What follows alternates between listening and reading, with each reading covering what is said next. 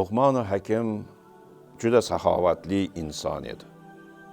U so'ragan kishiga qarz berib, uni yozib qo'ymas, qaytarishini talab ham qilmas edi. Bir kishi buni bilib faqat yeyish niyatida Luqmon Hakimdan 1000 oltin oldi. Yo'lda dam olish uchun to'xtab, pulni qizil rangli matoga o'rab qo'ydi. Shu payt bir qush uni go'sht deb o'ylab olib qochdi.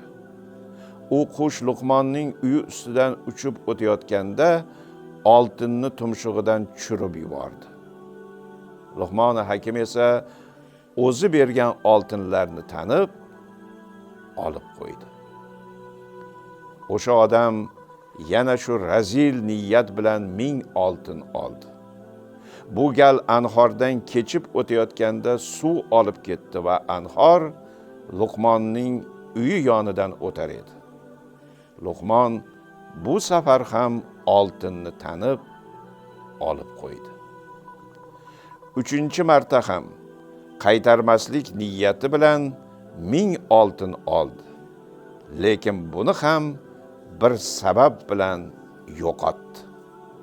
4-chi marta esa u nihoyat savdo sotiq bilan shug'ullanib, foyda ko'rish va Luqmon Hakimga 4000 oltin qilib qaytarish niyati bilan 1000 oltin so'radi.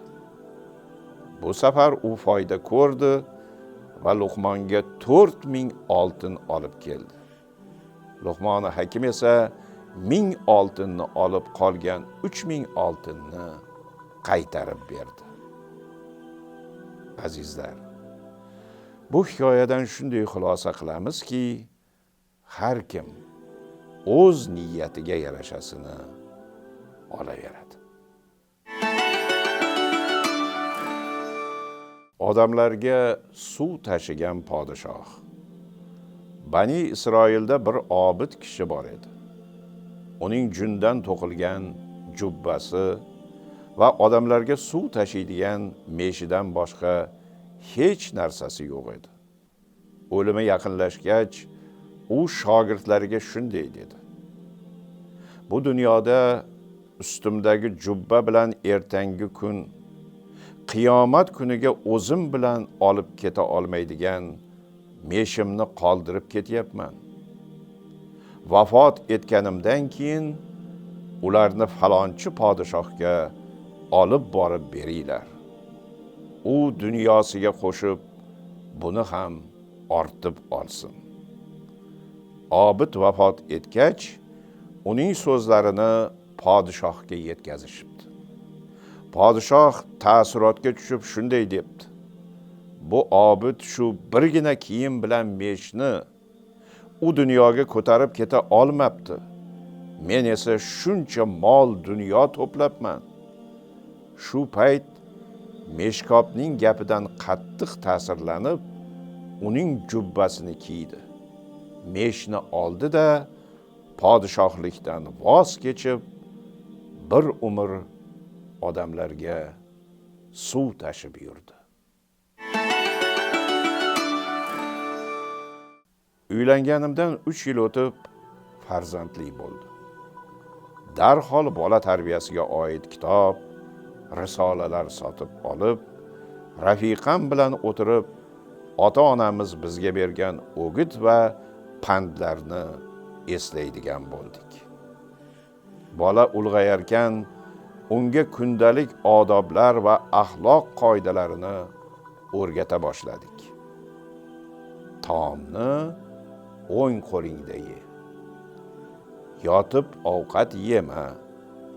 O'zingdan kattaga salom ber.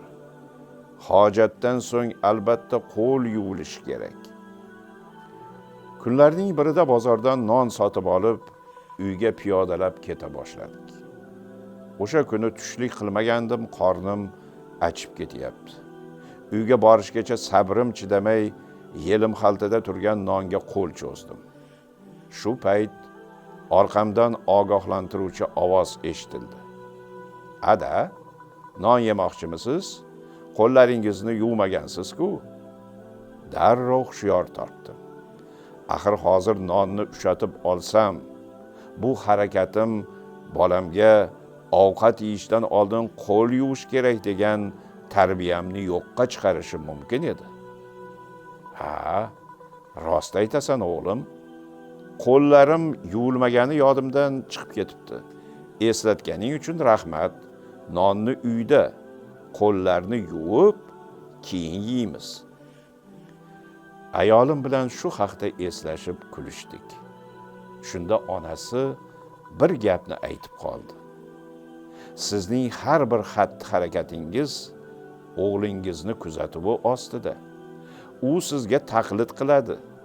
Iltimos, ehtiyot bo'ling. Bu so'zlar menga bir naqlni eslatib yubordi. Bolalaringizni tarbiya qilmang.